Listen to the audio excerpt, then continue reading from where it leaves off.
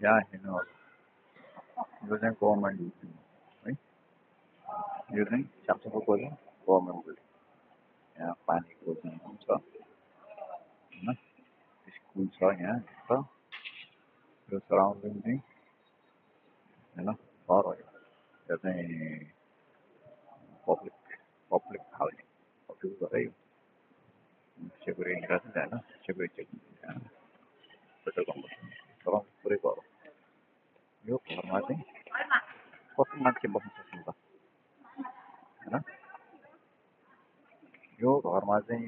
कस्तो मान्छे बस्न सक्छ भने जो लो इन्कम होइन जो लो इन्कम यहाँ बस्न सक्छ है यो टावरै टावर कतिवटा टावर हो यो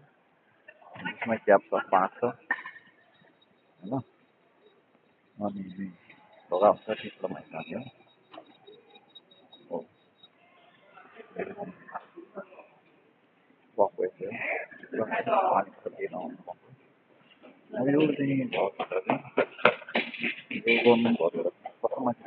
है लो इन्कम जसको चाहिँ लो इन्कम छ सरकारले बोकेको मापदण्डभन्दा कम होइन त्यो मापदण्ड क्यारियर गरेको चाहिँ यो घरमा चाहिँ आएर यिनीहरूले चाहिँ यहाँ बस्नुहुन्छ होइन अनि यिनीहरूले पैसा चाहिँ तिर्ने भने थोरै तिर्ने मागेको प्राइस हुन्छ यिनीहरूले आधी भन्दा पनि कम होइन तिर्ने हो बाहिर चाहिँ अब एउटा कोठाको चाहिँ अब 6,000 पर्छ भने यिनीहरूले यहाँ 15 चाहिँ 2,000